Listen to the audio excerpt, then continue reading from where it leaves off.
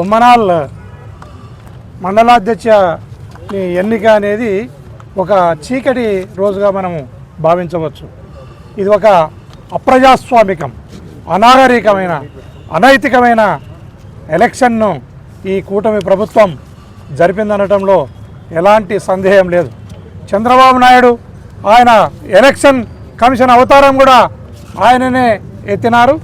అందులో భాగంగానే ఈరోజు 15 మంది వైఎస్ఆర్ కాంగ్రెస్ పార్టీ జగన్మోహన్ రెడ్డి గారి మీద విశ్వాసంతో బొమ్మనాల్ మండలంలో మండలాధ్యక్ష ఎన్నిక జరిగితే 15 మంది, 16లో 15 మంది వైఎస్ఆర్ కాంగ్రెస్ పార్టీ తరఫున ఎన్నిక కావడం జరిగింది.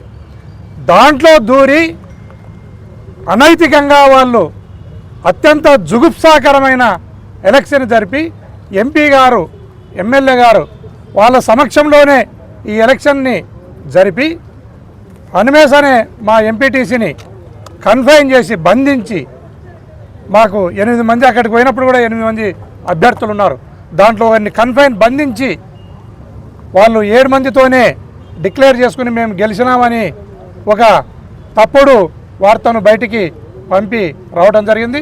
అదేవిధంగా అత్యంత సౌమ్యుడు, చట్టబద్ధంగా ముందుకు పోయే వ్యక్తి మా మెట్టు గోవిందరెడ్డి గారి కారు మీద కూడా దాడులు చేయడము, ధ్వంసం చేయడం కూడా చూసినాము.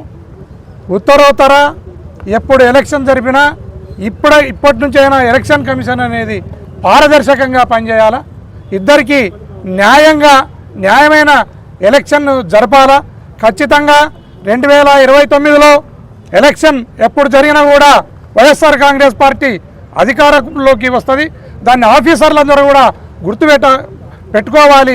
పోలీస్ వ్యవస్థ కానీ, రెవెన్యూ వ్యవస్థ కానీ గుర్తుపెట్టుకోవాలి ముఖ్యంగాని ఈ సందర్భంగా తెలియజేస్తున్నాను. ఖచ్చితంగా ఈ ఎన్నికను రద్దయ్యేంత వరకు మేము న్యాయ పోరాటం చేస్తాం. మళ్ళా మా అభ్యర్థిని మండలాధ్యక్షుడిని చేసుకునే విధంగా మేము ముందుకు పోతామని సందర్భంగా తెలియజేస్తున్నాం.